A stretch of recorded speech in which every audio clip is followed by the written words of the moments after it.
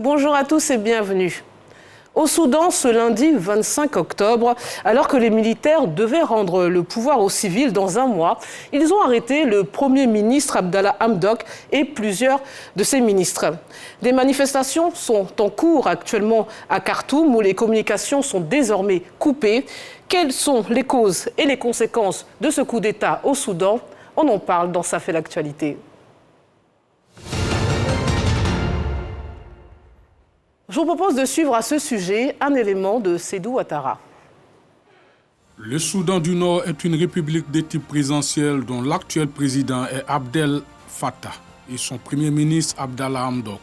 Tôt ce matin de lundi 25 octobre 2021, des hommes armés non identifiés ont arrêté plusieurs dirigeants soudanais. Après des semaines de tensions entre civils et militaires, le général Abdel Fattah, à la tête des autorités de transition, a décrété l'état d'urgence et annoncé la formation d'un gouvernement de personnes compétentes. Le Premier ministre Abdallah Hamdok, lui, arrêté après avoir refusé de soutenir ce coup d'État. La plupart des ministres et des membres civils du Conseil de souveraineté qui échappotent la transition ont été arrêtés.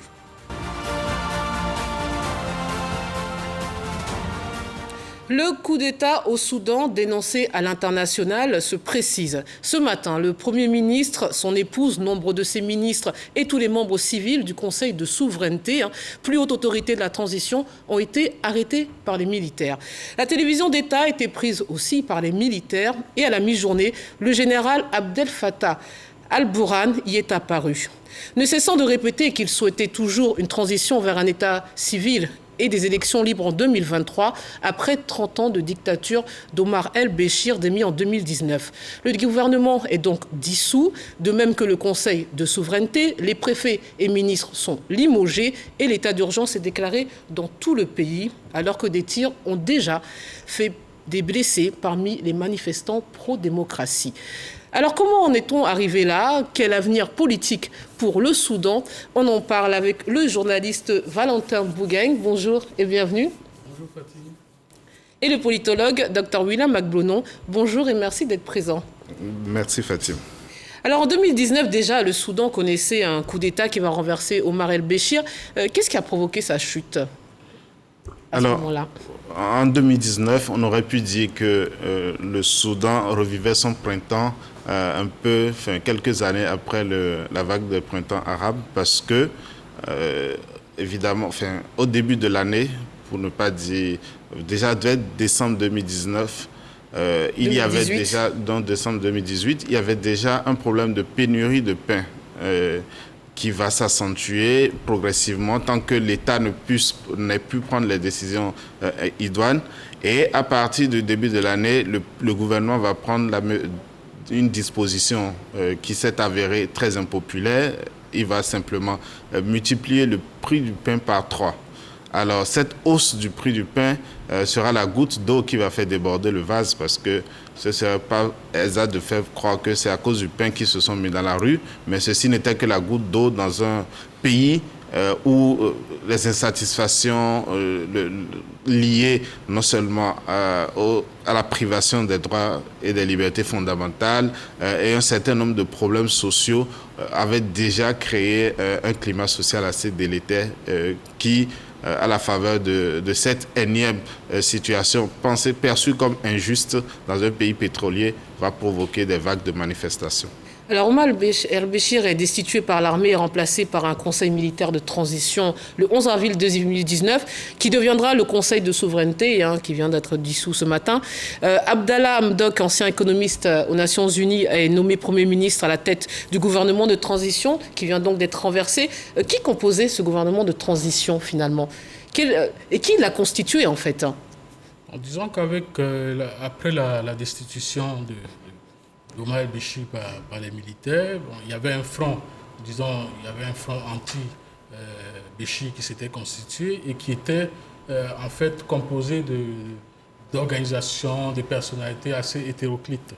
Et donc lorsque Omar el-Béchir est destitué, c'est une sorte d'alchimie qu'on essaie de créer entre les grosses pointures issus des manifestations, et puis les militaires qui, bien sûr, ne veulent pas lâcher prise, veulent garder la main sur les affaires civiles du pays. Donc le Conseil est constitué alors à ce moment-là pour moitié de militaires et pour l'autre moitié de civils, avec à la tête, comme vous l'avez rappelé, donc cet économiste ancien secrétaire de la Commission des Nations Unies pour l'Afrique, M. Hamdok, qui a essayé autant que faire se peut de pouvoir faire démarrer et de faire vivre cette transition assez précaire. Mais visiblement, les dirigeants militaires et civils sont en désaccord depuis que le dirigeant de longue date, Omar el-Béchir, a été renversé. Quels sont leurs points de divergence finalement? Qu'est-ce qui se passe entre ces différentes factions? Alors, les deux camps sont en désaccord sur tout. Surtout, c'est un désaccord qui a commencé déjà avant même la chute de El-Béchir, parce que l'armée s'est comportée un peu de façon opportuniste, parce qu'il ne faut pas oublier que les manifestations avaient déjà duré 4 mois, et pendant ces 4 mois, les manifestants étaient régulièrement dans la rue et ont réclamé la fin du régime. Et lorsque les militaires se sont rendus compte qu'on allait progressivement inévitablement vers la fin ou du moins vers la chute de Béchir, ils se sont empressés d'intervenir avant et de s'accaparer le pouvoir. Et à partir de cet instant, ils ont manifesté une volonté de rester au pouvoir, donc de garder la gestion des affaires publiques, ce que la population n'a pas souhaité. Difficilement, ces militaires ont accepté que des civils prennent part à ce conseil de transition. Et finalement, parce qu'il y a eu la tradition, ce qui est un peu perçu au Soudan, comme la tradition d'un pouvoir militaire n'a pas quitté les inconscients et les imaginaires, de sorte que pour beaucoup de militaires, il était tout à fait normal que les militaires gardent le pouvoir. C'est un peu la même configuration que dans d'autres pays comme l'Égypte, où ils ne sont pas habitués à voir des civils dirigés. Mais justement, on nous dit que, finalement, on va parler des pays limitrophes, mais on nous dit que Al-Fatah a pour exemple Al-Fatah al-Sisi en Égypte. C'est quoi l'idée? L'objectif, c'est de constituer un pouvoir militaire définitif? Disons que les divergences, c'est non seulement entre les militaires et les civils, mais même entre les civils. Il y a des discordances, ils ne s'entendent pas toujours sur tout. Ce n'est pas des entités tranchées. Au sein des militaires même, il y en a qui sont, par exemple, pro-rapprochement avec Israël, c'est l'une des pommes de discorde. Et entre les civils aussi, il y a des dissonances. Chacun, naturellement, voulant être le leader de cette partie civile au moment où, en anticipant les prochaines élections qui étaient prévues à la fin de la transition, d'abord en 2023, puis en 2024. Donc les points de divergence sont nombreux et tout ceci, en réalité, c'est approfondément la gestion et la mainmise sur le pouvoir. Comme l'a rappelé tout à l'heure le politologue, eh bien, c'est la lutte pour le pouvoir. Les militaires veulent garder la main sur les affaires du pays, ne veulent pas partir. Les civils, eux aussi, naturellement, aspirent à prendre enfin le pouvoir après des années de pouvoir militaire, militaro-confessionnel même par moment. Donc il y a tous ces points qui sont des points de divergence, mais qui en réalité convergent vers la maîtrise du pouvoir. Qui va en sortir vainqueur? Les militaires aimeraient naturellement que cette composition hétéroclite du Conseil cesse au pouvoir des militaires, que le pouvoir devienne véritablement un pouvoir militaire qui aille jusqu'à la fin de la transition, ce que les civils ne veulent pas non plus entendre. Et malheureusement, il y a également des ingérences extérieures qui interviennent on va en parler. Donc, ce cas de fait. Mais finalement, qui est à l'origine de ce coup d'État? On parle d'un coup d'État militaire, mais qui est à l'origine? Qui est aux manettes, selon vous, messieurs? C'est Abdallah Hamdok qui a pris... certainement pas. Non, donc, de toute évidence, c'est Al-Bourhan qui fait la pluie le beau temps. Voilà, Al-Fatah al-Bourhan, pardon. Puisque c'est lui qui dirige la transition. Donc, au nom des militaires, son objectif, c'est de faire partie les civils de cette transition. Et comme il le dit, de ramener des personnes compétentes. On ne sait pas si ces personnes seront des militaires ou s'il y aura des civils. Donc, dans tous les cas, il est le maître du jeu, le maître absolu du jeu actuellement. Donc, c'est lui qui dirige les opérations. Mais le pouvoir peut-il véritablement revenir aux civils, eu égard ce ne serait qu'à la situation sécuritaire déjà dans la région? Est-ce possible? Tout est envisageable. Hein. Comme je disais tout à l'heure, il y a le jeu, il ne faut pas oublier le jeu des influences extérieures. Les États-Unis notamment peuvent tout à fait imposer un civil, mais combien de temps ça va durer? Est-ce que ce sera un pouvoir viable, un pouvoir pérenne? C'est ça la question, parce que vous l'avez souligné, c'est un pays où il y a eu de longue date une mainmise des militaires dans la gestion des affaires. Ces militaires ne veulent pas lâcher l'affaire, comme on dit, et ça va être assez compliqué pour un pouvoir civil de s'imposer à court terme. Parler des États-Unis et le Soudan est régulièrement cité comme l'un des pays les plus pauvres au monde, mais semble être un lieu finalement hautement stratégique, notamment pour les grandes puissances, les États-Unis d'Amérique, qui avant avait mis le Soudan sur la liste des pays amis des terroristes ou des pays terroristes. Et depuis les attentats du 11 septembre, Washington s'est rapproché du Soudan et finalement lui donne une aide financière conséquente.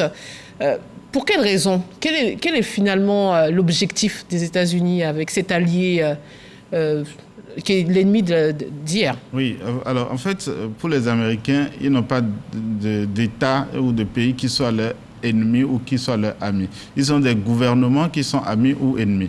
Et évidemment, le régime de Omar al-Béchir faisait partie de ses ennemis. Mais quand vous regardez très bien la politique extérieure américaine, les ennemis d'hier redeviennent rapidement les amis. Parce que, évidemment... L'Afghanistan.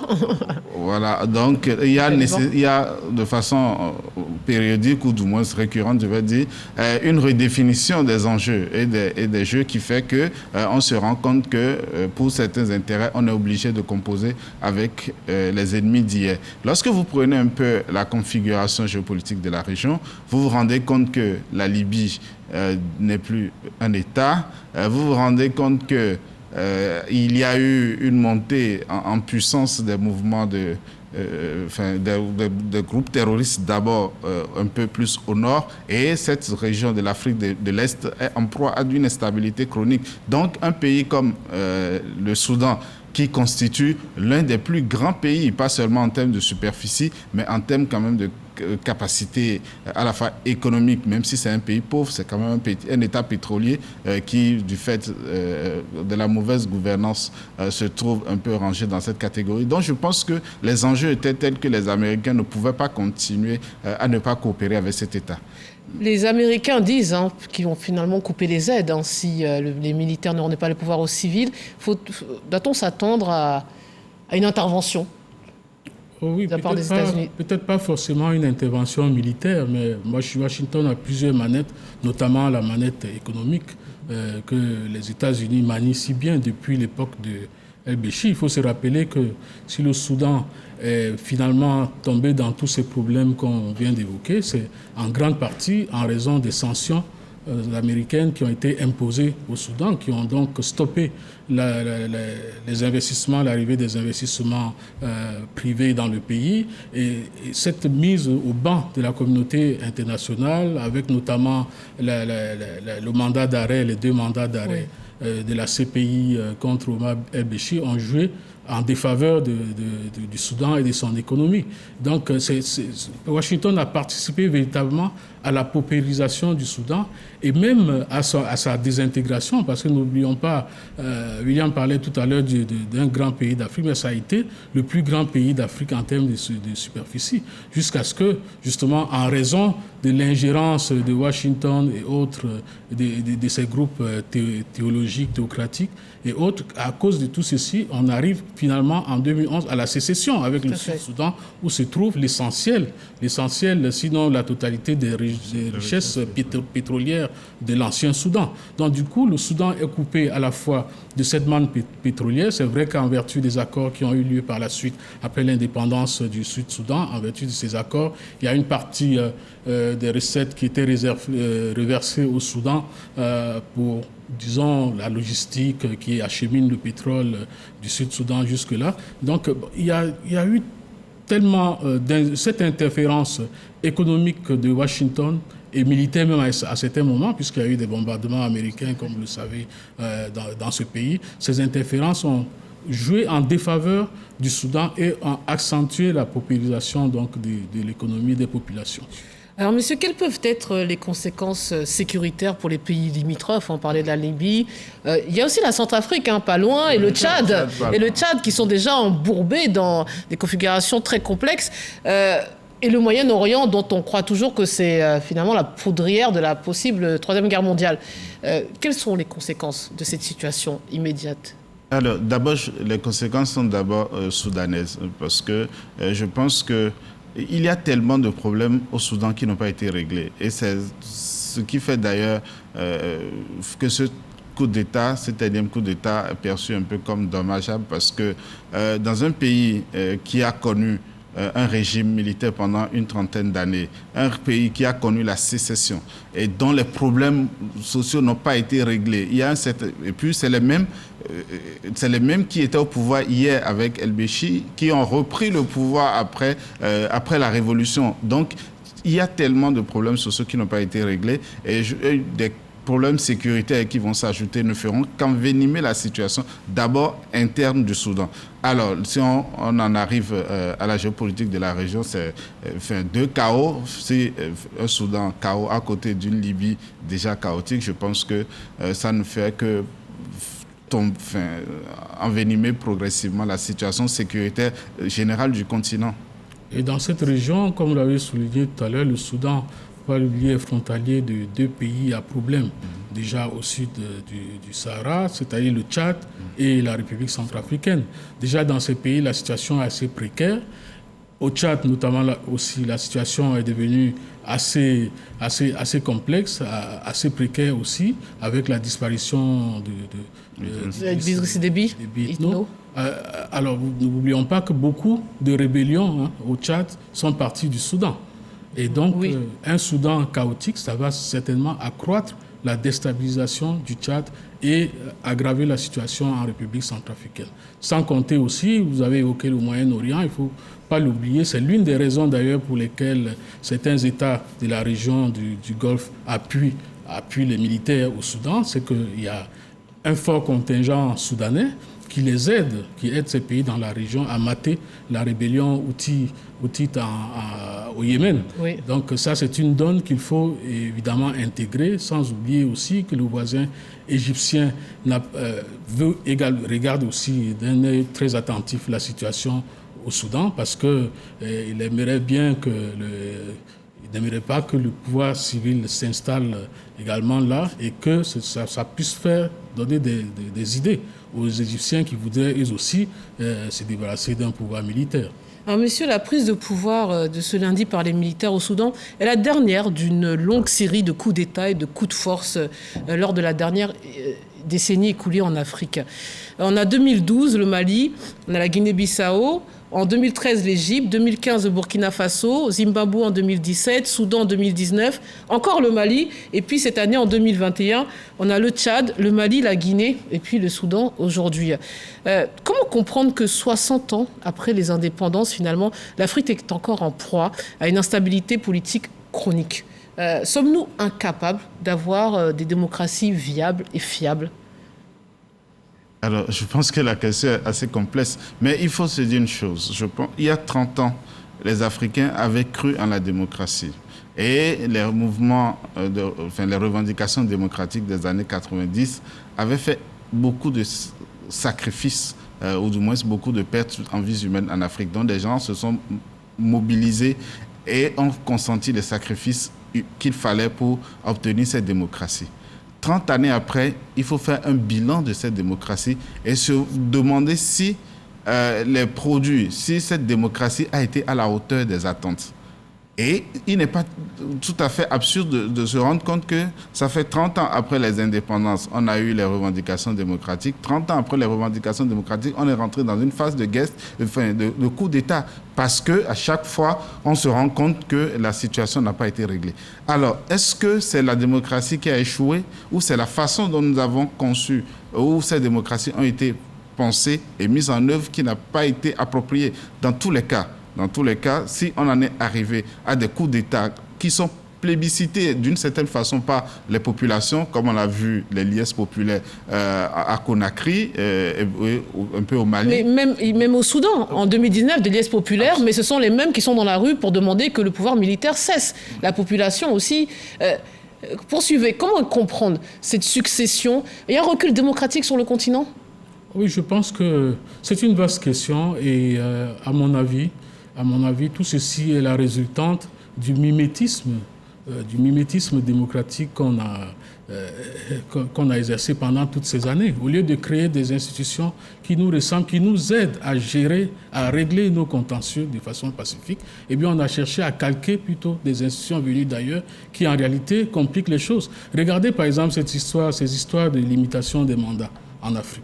Qui pose problème parce que c'est inscrit dans la Constitution, mais tous les acteurs politiques ne l'acceptent pas de cette façon. On pense qu'à tout moment, on peut revenir dessus. Alors pourquoi consigner par écrit dans le marbre des dispositions qu'on sait ne pas pouvoir respecter à chaque fois? Donc il y a ce mimétisme démocratique qui ne correspond pas du tout à nos réalités, d'un côté. Et puis il y a de l'autre côté également le fait que on a souvent considéré la démocratie chez nous en Afrique, je veux dire, comme étant une fin. La démocratie, ce n'est pas une fin, ce n'est qu'un moyen pour satisfaire les besoins des populations. Et quand les besoins des populations sont insatisfaits, eh bien, la démocratie ne sert plus à rien et on assiste donc à ce genre de recul. Mais justement, un auteur célèbre disait que finalement, l'élection ne fait pas la démocratie. Et c'est ce à quoi on assiste en Afrique. À vous écouter, on a l'impression aussi que nos chefs d'État sont peut-être mal élus.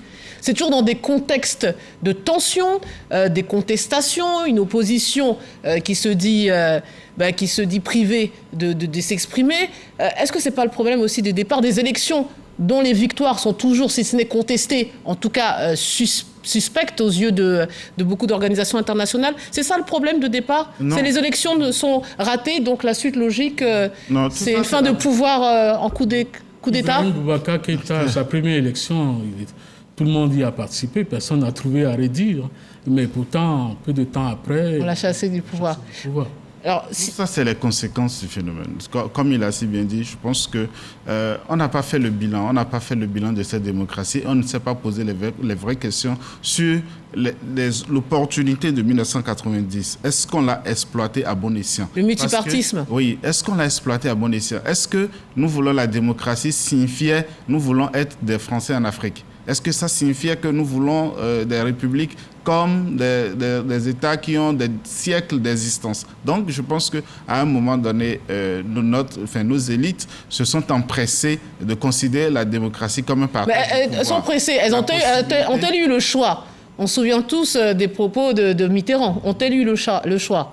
Oui, justement, il y a eu beaucoup c'est vrai, l'impréparation. On peut nous reprocher le fait que, on dise qu'il faille attendre un cheminement d'un certain nombre d'années. C'est pas ce que nous disons, qu'il faut attendre forcément des siècles, parce que les autres ont attendu des siècles pour aboutir au régime démocratique qu'on voit aujourd'hui. Ce que nous disons, c'est qu'il faut apprivoiser la démocratie et choisir le mode de gestion qui correspond à nos réalités.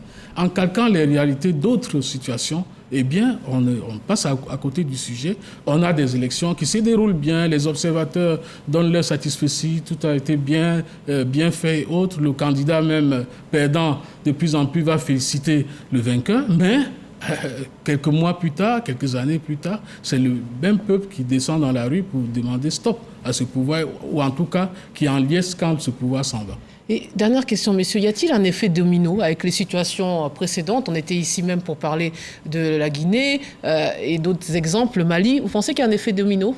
Ça inspire certains? Pas nécessairement. Je pense que c'est inéluctable. Les sociétés ont des parcours, ont des trajectoires qui inéluctablement les conduisent à ce genre de situation. Même s'il y en a, même si ça survient dans d'autres pays, ce n'est pas nécessairement pas mimétisme. C'est des réalités sociales qui, à un moment donné, explosent et qui produisent ce genre de comportement, enfin, ce genre de situation. Je pense que si on continue à appliquer la démocratie comme étant une fin et non un moyen, avec une démocratie sans bonne gouvernance et autres, on aboutira forcément à des situations explosives et qui pourraient entraîner soit des coups d'État et soit même pire des guerres civiles comme ce pays, le Soudan, en a vécu. Vous savez que le Soudan a vécu quand même l'une des plus grandes guerres civiles du XXe siècle, qui a fait plus de 2 millions de morts et près de 4 millions de déplacés. Donc, écoutez, je crois que c'est un avertissement pour dire que la démocratie est là, les élections sont là, mais faisons attention. Faisons en sorte de bien l'appliquer pour qu'elle n'aboutisse pas à des situations dommageables comme celles que nous vivons aujourd'hui à Khartoum. Mais ça sera le mot de la fin. Merci, messieurs, pour tous vos éléments de réponse. L'occasion de souhaiter joyeux anniversaire à notre cadreur, Sarah Cissé. Merci à vous de nous avoir suivis et restez sur RTI 1.